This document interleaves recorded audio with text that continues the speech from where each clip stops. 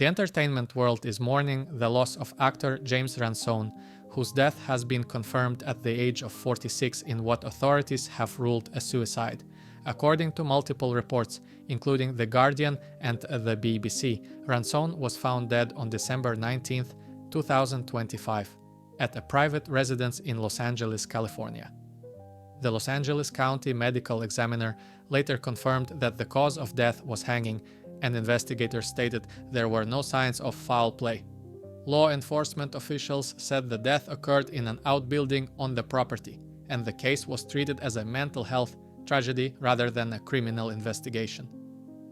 News of Ransone's death spread quickly, sending shockwaves through Hollywood, particularly among fans of television drama and independent film. The actor's family confirmed his passing shortly after authorities completed their initial investigation. In a deeply emotional statement shared publicly, Ransone's wife, Jamie McPhee, expressed profound grief, describing her husband as a loving partner and devoted father. She wrote that James was a beautiful soul who gave everything to the people he loved, and asked for privacy as she and their two children, Jack and Violet, attempt to navigate life after an unimaginable loss. A fundraising campaign was later launched to support the family, with thousands of fans and colleagues contributing messages of love and remembrance. Tributes from the entertainment industry poured in almost immediately. Actors who worked alongside Ransone on HBO productions remembered him as intensely committed, generous on set, and emotionally fearless.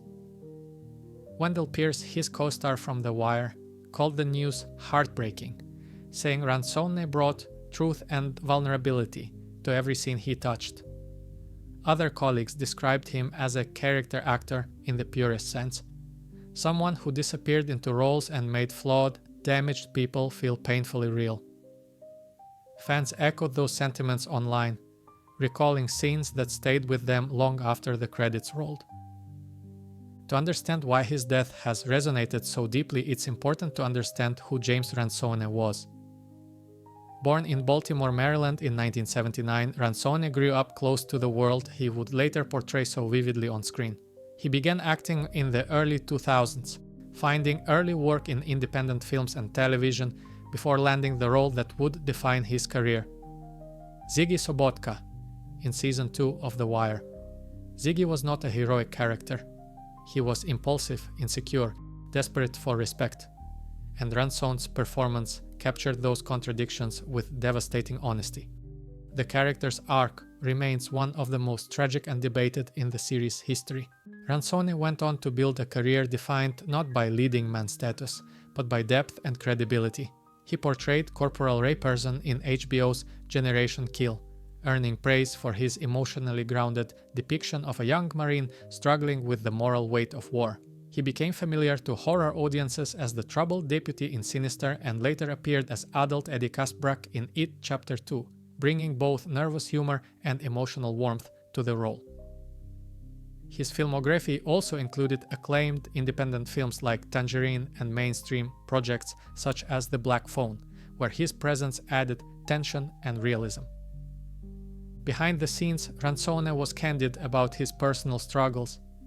In interviews and social media posts, he spoke openly about surviving childhood abuse and battling heroin addiction in his early 20s. He achieved sobriety in 2006 and remained open about how recovery shaped his life and career. He often credited therapy, community support, and creativity as tools that helped him survive. And those admissions made him a quiet source of inspiration for others facing similar battles. In later years, he supported mental health awareness initiatives and frequently spoke about the importance of addressing trauma rather than burying it. That openness is what makes his death especially painful for many who admired him.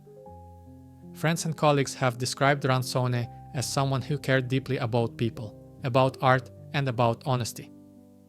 Despite professional success and a growing family, those close to him now acknowledge that long-term trauma can resurface, even after years of progress. Mental health advocates have emphasized that recovery is rarely a straight line, and that loss can coexist with love, success, and creativity. James Ransone leaves behind not just a body of work, but a legacy of raw, human storytelling. He portrayed men on the margins, people struggling to belong, to heal, to survive, and in doing so, he gave voice to experiences that often go unseen. His performances continue to resonate because they were never polished or performative. They were vulnerable, uncomfortable, and real. As Hollywood reflects on this loss, many are calling for renewed conversations around mental health, particularly among men and artists who may feel pressure to appear strong while carrying deep internal pain. Ransone's death is not just a celebrity headline. It is a reminder of how fragile life can be, even for those who seem to have found their place in the world. If you or someone you know is struggling with thoughts of self-harm, help is available. In the United States, you can call or text 988, the Suicide and Crisis Lifeline, at any time. In the UK, Samaritans are available at 116123. Reaching out can save a life. James Ransone was 46 years old.